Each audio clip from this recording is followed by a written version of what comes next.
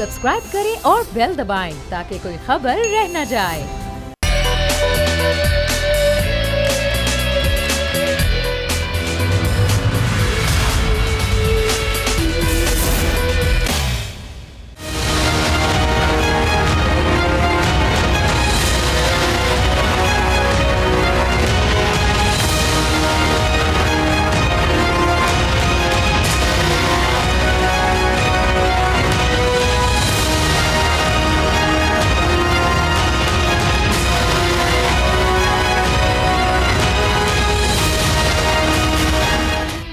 Welcome back to the show. वाकई काबीना का इजलास हुआ। आपसे कुछ देर पहले मुआविन खुसूसी फिरदौस आशिक अवान की जानब से मीडिया ब्रीफिंग दी गई। मीडिया ब्रीफिंग में ये कहा गया कि जो पेट्रोलियम मसनूआत की कीमतें हैं जिनको ओगरा ने बढ़ाने की सिफारिश की थी, अभी फ़िलहाल उसको मौक़िर किया गया है, लेकिन जो महंगाई के समरात हैं वो तो आवाम तक पहले ही पहुँच चुके हैं। रमज़ान की आमद है, लेकिन रमज़ान से पहले महंगाई इस कदर बढ़ चुकी है कि आवाम की चीखें निकल गई हैं और आवाम अभी से परेशान है कि महंगाई का क्या होगा रमज़ान मुबारक में। रमज़ान में ही बजट भी आने वाला है, IMF से मामलात भी तय होने जा रहे हैं, IMF ने शराइत भी अपनी जो है वो दे दी हैं। होगा क्या मामलात काबू में हुकूमत रख पाएगी या फिर ये मामलात हाथ से निकल जाएंगे और महंगाई इतनी बढ़ जाएगी आगे आने वाले दिनों में कि किसी को भी काबू करना मुश्किल होगा। ये तमाम तर सवालात हैं जो कि आज अपने शो में हम करेंगे और महंगाई के हवाले से हुकूमत कितना काबू पालेगी इस पर ज़रा बात करेंगे। मेहमानों से मैं आपका तारुफ करवा देती हूँ। पाकिस्तान पीपल्स पार्टी से ताज हैदर साहब हमें ज्वाइन करें, आपका बहुत बहुत शुक्रिया। पाकिस्तान तहरीक इंसाफ से नुमाइंदगी करें शौकत बसरा साहब बहुत बहुत शुक्रिया आपका प्रोग्राम में ज्वाइन करने के लिए। और सीनियर तज्ज़ियाकार और सीनियर सहाफ़ी PJ मीर साहब भी हमारे साथ प्रोग्राम में मौजूद हैं। सबसे पहले मैं शुरुआत आपसे करना चाहूँगी ताकि हुकूमती मौक़िफ़ है वो पहले हमारे पास आए। बसरा साहब, हुकूमत तो कह रही है कि महंगाई को कंट्रोल करेंगे, अभी वज़ीर-ए-आज़म ने भी काबीना में ये अहकामात दिए कि महंगाई को कंट्रोल किया जाए रमज़ान में, लेकिन जो महंगाई के समरात हैं वो तो आवाम तक पहले ही पहुँच चुके हैं। अगर एक आम आदमी, एक मिडिल क्लास का बंदा बाहर जाता है कुछ ख़रीदने तो इतनी महंगाई है कि उसको समझ नहीं आता कि वो क्या चीज़ खाए और क्या ना खाए। रमज़ान में कैसे कंट्रोल करेगी महंगाई हुकूमत? आपने बहुत अहम नुक्ता उठाया और ये हकीकत बात है जो आप कह रही हैं। मैं भी गली मोहल्ले का बंदा हूँ और कारकुन हूँ पार्टी का। इसमें कोई शक नहीं है कि बिजली के रेट्स हों, सुई गैस के बिल आए हों, उसमें आम ज़रूरत ज़िंदगी की चीज़ें हों, उनकी चीज़ों के रेट्स बढ़े हैं। और उसमें जो सबसे अहम बात गौर करने वाली है, देखें आप समझते हैं कि 40 साल में, फिर आप कहेंगे कि हम लोग बहाना बनाते हैं, 40 साल का गंद, 40 साल के मसाइल, 40 साल का मुल्क के साथ जो खिलवाड़ हुआ है, जिस तरह आपने 30,000 अरब का कर्जा हमें विरासत में दिया है, हर पैदा होने वाला बच्चा 1.5 लाख का मकरूज़ है, तो it will take some time कि चीज़ों को सेटल होने में वक्त लगेगा। हम लोग अपनी तरफ से भाग दौड़ कर रहे हैं। आप देखिए कि पहले 8 महीने में हमारे 7-8 जो दोस्त ममालिक हैं जो पहले उनके तल्लुकात हमारे साथ सही नहीं थे, हमारा इन्वेस्टर मुल्क से भाग रहा था, तो पाकिस्तान में आए हैं, पाकिस्तान में इन्वेस्टमेंट की बात कर रहे हैं, पाकिस्तान में उनके जो मुख्तलिफ प्रोजेक्ट्स हैं वो लगने के लिए तैयार खड़े हैं। हमने IMF के साथ बातचीत की है, कोशिश कर रहे हैं कि आम आदमी उसके ऊपर महंगाई के असरात कम से कम पड़ें। और एहसास प्रोग्राम जो हम लॉन्च करने जा रहे हैं उस पर भी मेन फोकस ये है कि सब्सिडाइज जो टारगेटेड सब्सिडी है वो उन लोगों तक पहुँचे ख़ास तौर पे। और हमारी बदकिस्मती एक और भी है, कोई बाहर के ममालिक में कोई इवेंट आता है, ईद का हो, कोई और उनका मजहबी त्यौहार हो, वहाँ पे चीज़ों के रेट्स कम होते हैं। यहाँ पर हमारा भी एक तबका है जिसके ऊपर नज़र रखने की ज़रूरत है। वो ऐसे मौक़ों पे महंगाई के बढ़ा देते हैं और उसके लिए हमने टीमें तश्कील दे दी हैं। कोशिश करेंगे। ये वही जुमले हैं जो हर हुकूमत में हम सुनते आए हैं, लेकिन अमल तो कुछ भी नहीं हुआ। यहाँ पर हम महंगाई कंट्रोल करने की बातें कर रहे हैं। काबीना के कई इजलास हुए, पहले फवाद चौधरी तो वो ये कहते रहे कि मैं मानता हूँ कि इन इजलासों में अब तक अमल दरामद फैसलों पर ना हो सका। अब ज़ाहिर नई साहिबा हैं फिरदौस आशिक अवान साहिबा, वो भी ये कह रही हैं कि ये तमाम तर फैसले हुए हैं, उन्होंने लिस्ट भी बता दी है। अमल दरामद होना एक अहम मामला है, जुबानी मामला तय नहीं होते। बिल्कुल सुमैया, आप सही कह रही हैं कि असल इशू इम्प्लीमेंटेशन है कि ग्रास रूट लेवल पे जो फैसले हुकूमत लेती है, जो कैबिनेट लेती है, उनका नीचे अमल दरामद होना और उसके असमरात आवाम तक पहुँचना। फिर मैं आपको कह रहा हूँ उसके लिए हमने ये जो प्लान तरतीब दिया है उसके ऊपर प्राइस कंट्रोल कमेटियां बन चुकी हैं जिसको हर सूबे में लोग हेड करेंगे, उनको मॉनिटर किया जाएगा। और फिर मैं आपको ये यकीन दहानी दिलाता हूँ टाइम तो लगेगा। मैं फिर कहूँ कि हमारे कुछ लोग जज्बात में आके बातें कर जाते हैं, हुकूमत की तरफ से भी हमें रियलिटी को फेस करना चाहिए। It will take some time, ये ओवरनाइट होने वाली चीज़ें नहीं हैं। अगर मैं कहूँ कि जाएंगे आप आटा चीनी घी खरीदेंगे तो रेट्स फ़ौरन कम हो जाएंगे, नहीं सुमैया, इसके अंदर टाइम लगेगा इसके। और लेकिन मुझे ये यकीन है चूँकि इदारों को रिफॉर्म्स करने जा रहे हैं, वो माफियाज, चूँकि इस वक्त इमरान खान माफियाज से लड़ रहा है। आज भी वो जो लोग 40-40 साल से इदारों के अंदर बैठे हैं जो ज़ख़ीराअंदोज़ी कर रहे हैं, मैं आगे आपसे पूछूंगी कि इस्लाहात के लिए क्या काम किया जा रहा है, क्योंकि फिलहाल तो ऐसा कुछ नज़र तो नहीं आ रहा, हो सकता है मुस्तक़बिल करीब में नज़र भी आ जाए। ताजर साहब, पाकिस्तान पीपल्स पार्टी तनकीद कर रही है हुकूमती फैसलों पर भी, महंगाई पर भी। आज मैं खुर्शीद शाह साहब का बयान सुन रही थी, वो ये कह रहे हैं कि चीखें निकलवा दी हैं आवाम की इस महंगाई ने, ये किस बात का वोट इन्होंने लिया है। लेकिन मुझे ये बताएं कि सिंध में तो आप लोगों की हुकूमत है, सिंध में किस तरह की इम्प्लीमेंटेशन की जा रही है? क्या यहाँ पर आवाम को कुछ रिलीफ मिलेगा रमज़ान में या नहीं? देखिए, मतलब वही जो तरीक़े हैं कि हम मुफ्त गंदम वग़ैरह बांटते हैं, और थर के अंदर हमें बड़ा तजुर्बा है इस चीज़ का कि, और मैं ख़ुद थर को देख रहा था कि जो कुछ भी हम दे सकते हैं रिलीफ़, हमने ग़िज़ाई अशिया के अंदर भी रिलीफ़ दिया है, सब्सिडीज़ दी हैं। जो पसमानदा इलाक़े हैं उनके अंदर मुफ्त तक़सीम गंदम की है हमने। दूसरी जो अखराजात हैं, ख़ास तौर से जो मेडिकल अखराजात हैं, वो सरकारी अस्पतालों में मुफ्त हो रहे हैं, दवाएं मिल रही हैं।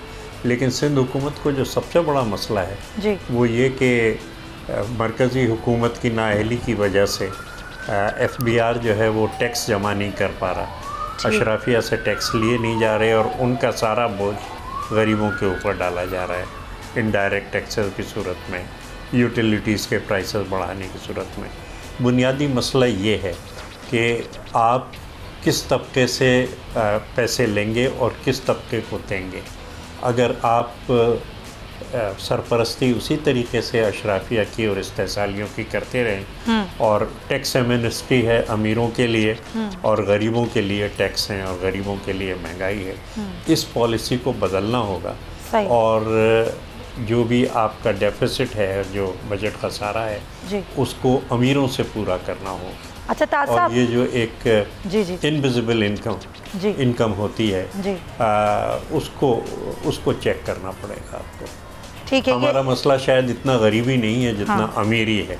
ठीक है, अमीरों को हम पेट्रोनाइज कर रहे हैं, और अमीर जो हैं वो हुकूमत को जेब में रखे हुए हैं और अपने मतलब की पॉलिसियाँ बनवाते हैं। चलें, तो ये तो वो मामलात है ना जो आपने गरीब वफाक को बता दिए। अभी आपने ज़ाहिर गंदम की फराहमी की बात की, तो क्या आपके इल्म में बात है ताज साहब के लाखों रुपए की गंदम जो है वो गायब भी हुई है? क्या उसकी कोई तहकीकात हुई है? नहीं, 14,000 बोरियां कम निकली हैं। अच्छा। और ये अपने हिसाब किताब में एग्ज़िट की एंट्री न करने से भी हो सकती है, उसकी तफसीलात आने दीजिए।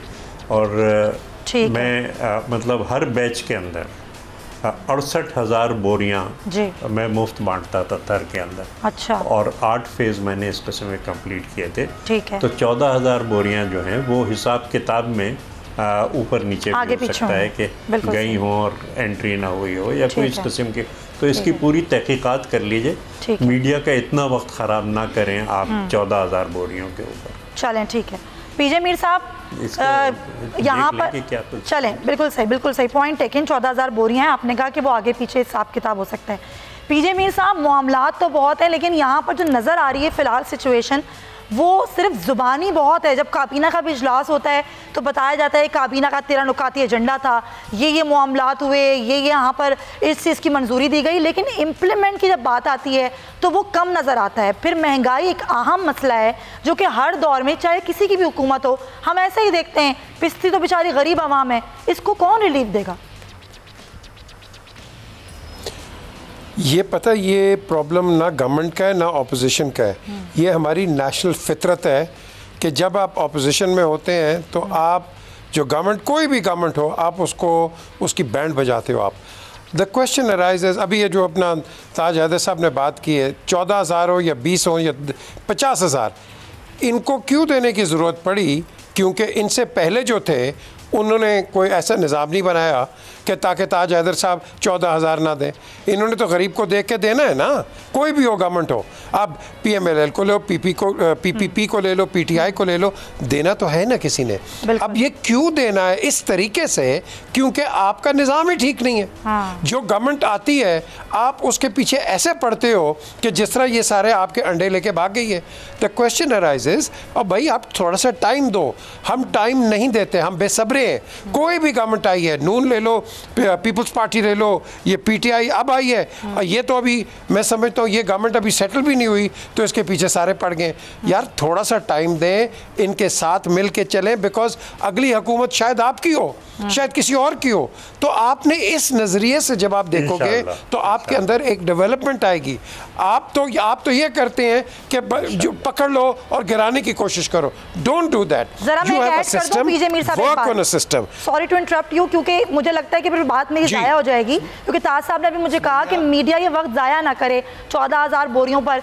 कल एक शो में मुशर्री इत्तलात मुर्तज़ा वहाब ने ये बात एडमिट की कि बिल्कुल सिंध हुकूमत के एंटी करप्शन यूनिट ने कार्रवाई की है, 14,000 बोरियों पर करप्शन का इंकशाफ हुआ है और सर उसकी तहकीकात भी हो रही हैं। जी पी जब आप बोलिए। देखिए अगर यहाँ कोई इर्रेगुलरिटी है तो that should be investigated. Exactly.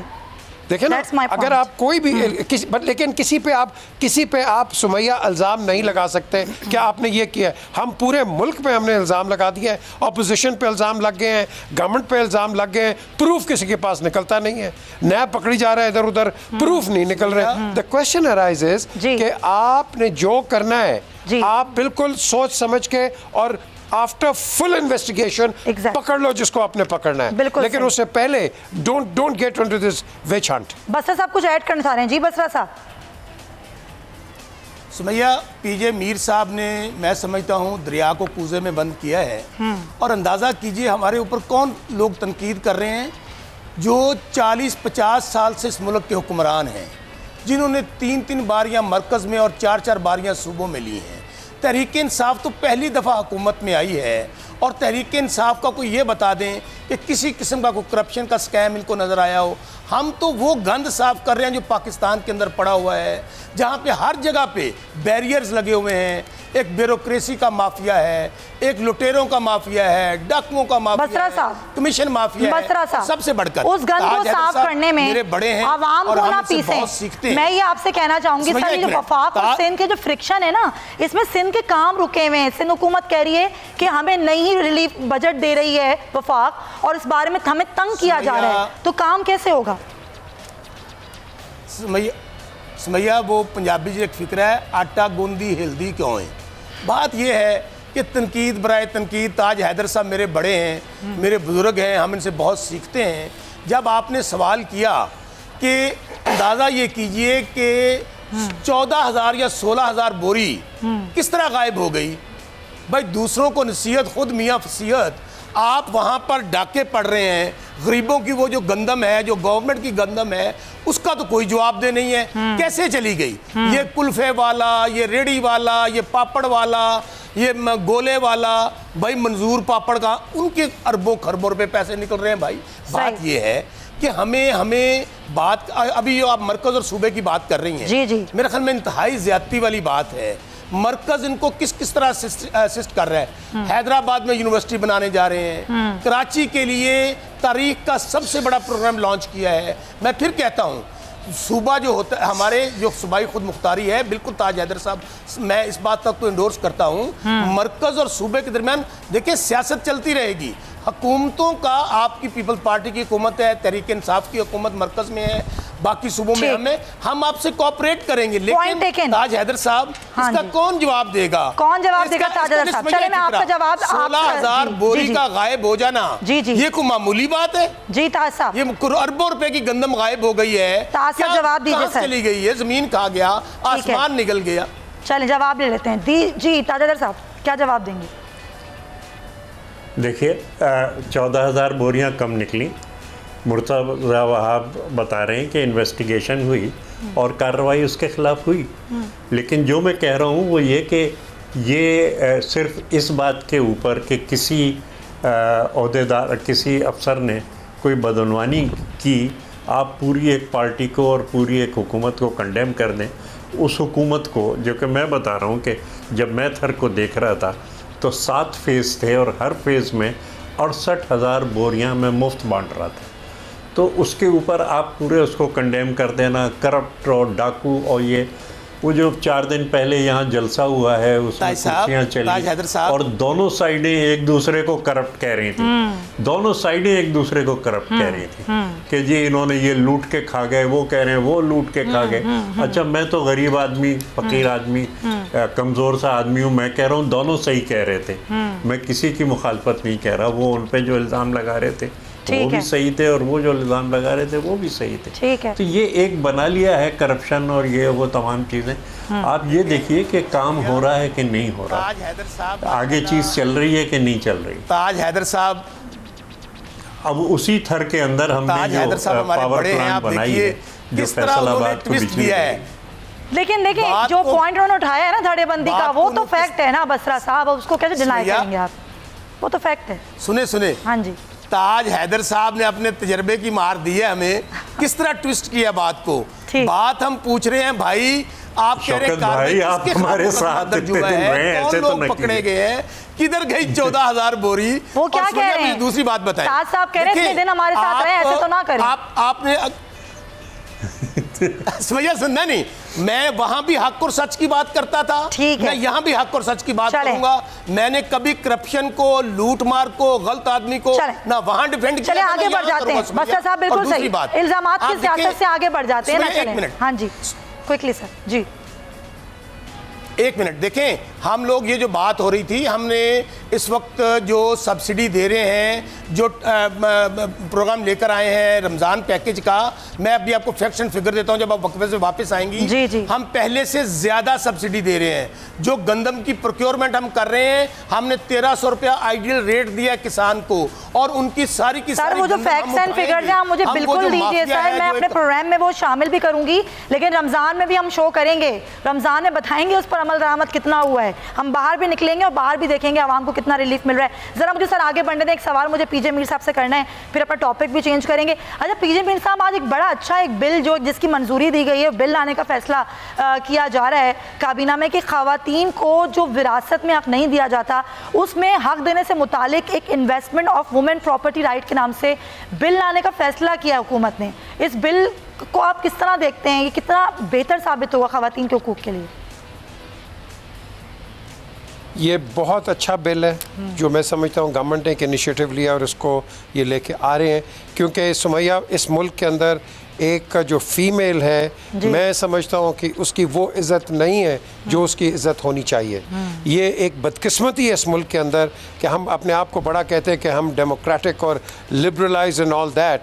ये मैं ऑनेस्टली कहता हूँ कि ये आप देखो 33% जो ये विमेन आए हैं, ये किसकी गवर्नमेंट में आए हैं? ये मुशर्रफ की गवर्नमेंट में आए हैं, जब 33% उनको आपने सीट दी। लेकिन उससे पहले आप कह लो कि अगर विमेन अवेयरनेस को लेके आए वो बेनज़ीर भुट्टो साहबा लेके आई। द क्वेश्चन अराइजेस, हम मिल के क्यों नहीं कर सकते? आज पीटीआई इसने बड़ा अच्छा काम किया, and I think the opposition should sit and clap and support कि देखो ये कोई ना कोई तो कर रहा है, क्योंकि हमारी जो यहाँ सियासत है ये बयानियों पे रह गई है। उसने ये किया, उसने ये किया, फलाने ने ये कर दिया, और भाई सलूशन दो। आज तो अगर ताज हैदर साहब कहते हैं भाई वो ये हुआ वो हुआ, आज इनका सवाल बनता है बसरा साहब के ऊपर, बसरा साहब हमसे आप बेहतर कैसे करेंगे, प्लीज ये मुझे बताएं। ये कोई जवाब देता नहीं है, वो आप ब्लेम गेम पे लगे हुए हो। और 5 साल जवाब में लेती हूँ, मैं ताज साहब से भी लेती हूँ कि वो अपोजिशन जो है वो सपोर्ट करेगी या नहीं करेगी। ताज साहब, आप अपोजिशन का क्या होगा इस बिल पर, जो बड़ा ज़बरदस्त एक बिल लाया जा रहा है खवातीन को विरासत में हक देने के हवाले से, तो इस बिल की हिमायत करेगी पीपल्स पार्टी? नहीं, मतलब ये कि मैंने वो बिल अभी पढ़ा नहीं है, काश के वो बहुत एक अच्छा बिल हो, लेकिन ये कि मैंने और आज़म स्वाति साहब ने बरसों साथ बैठ के काम किया है सेनेट के अंदर, और हमने कितने ही बिल इत्तेफाक राय से पास किए हैं। तो जो तरीक़ाकार है वो ये है कि बिल को ऐवान के अंदर मुतारिफ़ कराया जाता है, फिर जो हमारी कमेटी है उसके अंदर उस पर गौर किया जाता है और उसमें बड़े तरमीम, तनसीख, इजाफे इस अमल से गुजरता है, बेहतर से बेहतर कमेटी के अंदर बनाया जाता है, फिर हाउस के अंदर ला के पास होता है। तो अपोजिशन यकीनन अपने बिल्कुल जैसे कि पहले हम बैठते थे और मैंने जैसे कहा कि स्वाति साहब की बड़ी मेहरबानी थी और हम सब साथ बैठ के ये काम करते थे, पहले भी करते रहे। अब भी अपोजिशन जो है वो हर मुस्बत काम में हुकूमत का साथ देगी, लेकिन ये काम हुकूमत का है कि साथ बैठे तो सही। हमारे जो मोहतरम वज़ीर आज़म है वो अपने लोगों से बात नहीं करते, हम जैसे हकीर लोगों से क्या बात करेंगे। ये जो चीज़ है कि एक इत्तेफाक राय पैदा करना होता है। और जैसे कि हमने मैनिफेस्टो के अंदर मईशत पर बहुत सी चीज़ें दी कि जनाब ये इक़दाम, ये इक़दाम, ये इक़दाम, वो सारे जो मंसूबे हैं वो हमारे बनाए हुए हैं। लेकिन उसके बाद हमने कहा कि एक कमेटी बनेगी, एक कमीशन बनेगा जिसमें तमाम पार्टियां जो हैं वो साथ बैठेंगी और मिलजुल के हम एक मुत्तफ़िक़ा प्लान बनाएंगे। तो वो अपोजिशन की हों, वो हुकूमत की हों, सबको मिलजुल के। अब ये जो हमारा मैनिफेस्टो का ऑफ़र है ये हमेशा और ये बार बार दोहराया जाता रहा है कि जनाब बैठिए, बात कीजिए, किसी मसले तक पहुँचिए। वज़ीर आज़म तो तशरीफ़ ही नहीं लाते, वो ना कोई इस किस्म की। और अच्छे लोग भी हैं, मैं बता रहा हूँ आपको, शाह महमूद कुरैशी साहब हैं, ख़ुद आज़म स्वाति साहब, उनके साथ वो एक वाक़या हो गया जिस पर मुझे बड़ी हैरत थी। लेकिन इनके साथ मैंने काम किया। सेनेट के अंदर नोमान साहब हैं, मोहसिन अजीज़ साहब हैं, दूसरे हैं जिनके साथ में बैठ के काम करता रहा हूँ और ये समझदार लोग हैं। लेकिन इन सब को साइड लाइन किया गया है और पता नहीं कौन कौन वज़ीर बना दिए गए हैं। इस वक्त 17 स्पेशल असिस्टेंट ऐसे हैं जो कि इलेक्टेड नहीं हैं, एडवाइज़र्स जो हैं वो इलेक्टेड नहीं हैं। तो उनके बजाय उनसे हुकूमत चलवाने के बजाय फिर हर चीज़ आउटसोर्स कर दी गई है कि वो पॉलिसी जो है वो ISPR बताएगा, वज़ीर मोहतरम नहीं बताएंगे। ये चीज़ जो है ना आउटसोर्स करना, मेरे ख्याल से ये चीज़ मुनासिब नहीं है और इदारों को मुतनाज़िया बनाने से गुरेज करना चाहिए। जो भी पॉलिसी आपकी है उसको आप खुद बयान करें और उस पर गुफ्तगू होगी और बहस होगी। बसरा साहब, ये इल्ज़ाम जो लगता है ना हुकूमत पर, बिल्कुल सही, ताज़ा आपका पॉइंट आ गया। बसरा साहब, इल्ज़ाम लगता है ना हुकूमत अपोजिशन को नहीं लेके चल रही, इत्तेफाक राय पैदा नहीं कर पा रही। ये तासुर तो ख़त्म करना होगा। और वाकई जब ये बात आपके वुज़रा के करेंगे कि सदारती ऑर्डिनेंस के तहत हम बिल ले आएंगे, अगर अपोजिशन नहीं मानेगी, हिमायत नहीं करेगी, तो ये चीज़ तो नहीं होनी चाहिए। ये तो मज़ीद जो है वो फ्रिक्शन पैदा करेगी। सुमैया, देखें, बात यह है कि हुकूमत और अपोजिशन एक गाड़ी के दो पहिए होते हैं। बिल्कुल मैं समझता हूँ असम्बलियों का काम लेजिस्लेशन होता है। जब हम कहते हैं democracy of the people, by the people, for the people, और अभी ये जो हम ख़वातीन के लिए बिल लेके आ रहे हैं जिस वक्त 50% से भी ज़्यादा हैं, और हमारा फोकस है इस बात पे कि हमने ख़वातीन को प्रमोट करना है। ख़वातीन के लिए हम जो उनके राइट्स हैं इंशाल्लाह उसके लिए जितनी भी लेजिस्लेशन करनी पड़ी, जितना भी स्टैंड लेना पड़ा हम उसके लिए लेंगे, ऑपोजिशन को साथ में लाकर। बात यह है कि जब सुनिए सुमैया, होता है जब भी ये बात करते हैं, इनसे पूछा जाता है कि भाई ये बताओ कि ये अरबों खरबों रुपये आपके पास कहाँ से आ गया। इनको जमहूरियत भी याद आने लग जाती है। दोनों पार्टियों का ये वतीरा बन गया है। इनको जमहूरियत भी याद आती है, इनको पार्लियामेंट भी याद आता है, इनको आइन भी याद आ जाता है। हम इनको लेकर साथ चलने के लिए तैयार हैं।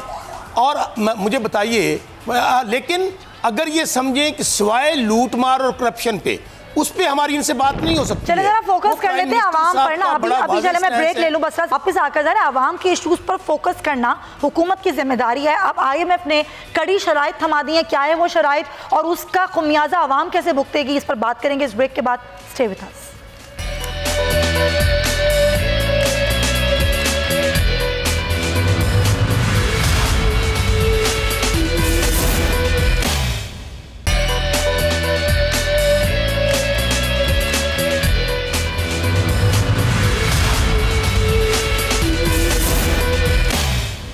Welcome back to the show. और हम बात करते हैं कुछ IMF की। तो IMF की अब हतमी शराइत सामने आ गई हैं ये शराइत बड़ी कड़ी हैं। कुछ शराइत जिसको मैं बता देती हूँ आपको कि कौन कौन सी शराइतें जो कि दी गई हैं पाकिस्तान को, कि टैक्स छूट जो है वो 12 लाख से कम कर अब 6 लाख कर दी जाए। नेपरा और ओगरा के फैसलों में हुकूमत मुदाखलत ना करे। स्टेट बैंक डॉलर की कदर से मुतालिक खुद मुख्तार फैसले करे। तनख्वाहदार तबके की जो टैक्स छूट है और मुख्तलिफ शोबों में जो सब्सिडी है उसको कम किया जाए। चीन से कर्ज की तफसीलात और कर्ज़ों की अदायगियों की फहरिस्त दी जाए।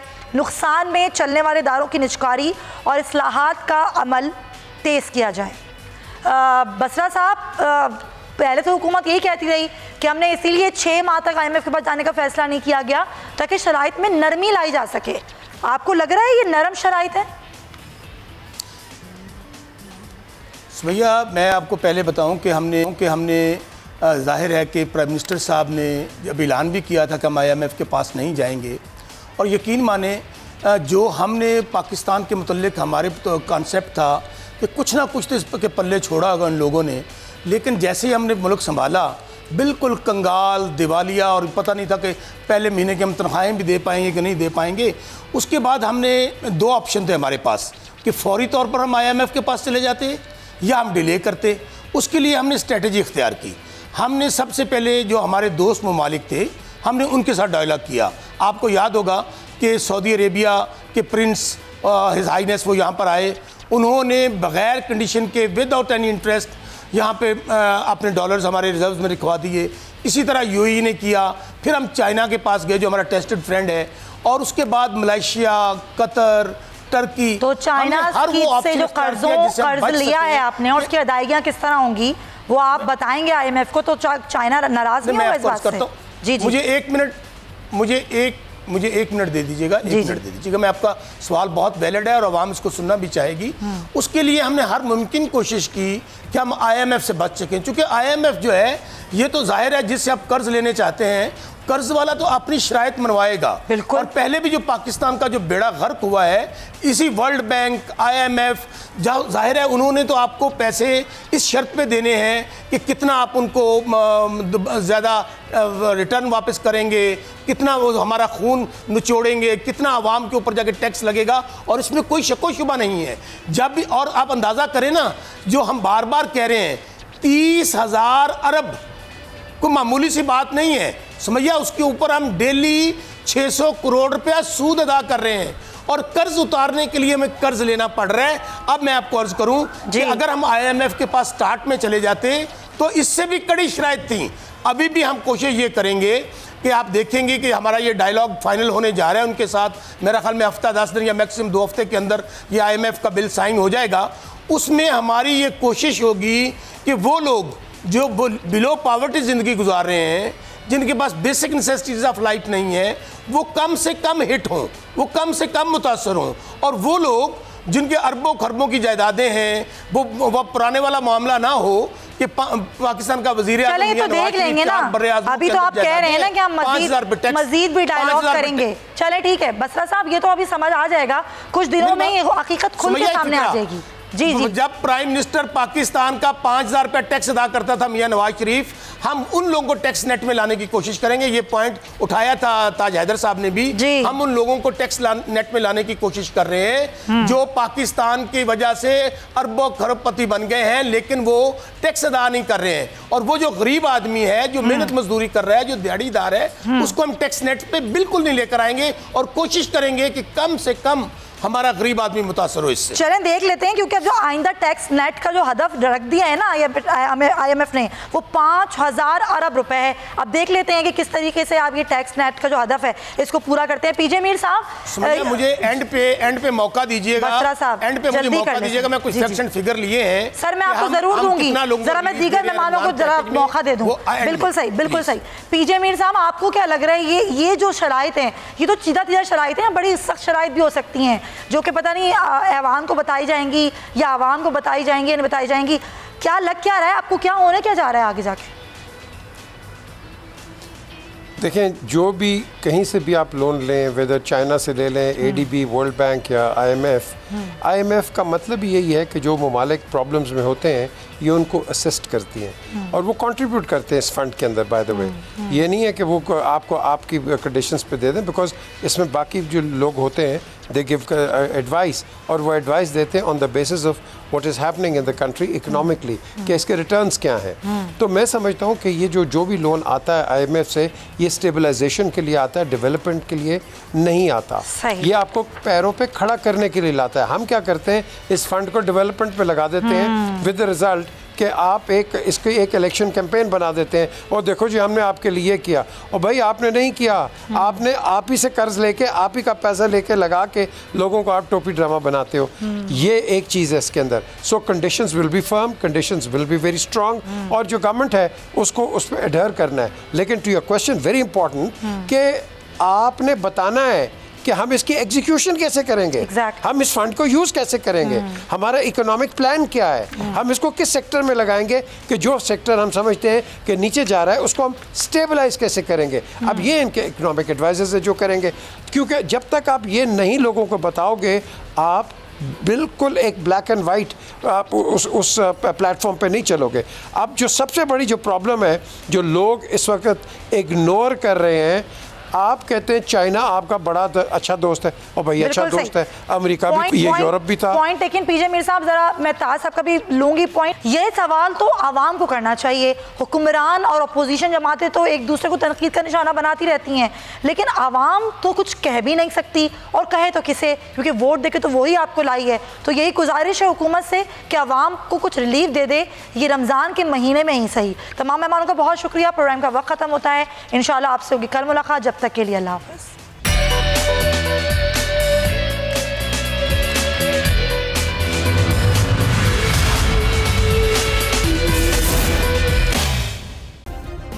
सब्सक्राइब करें और बेल दबाएं ताकि कोई खबर रह न जाए।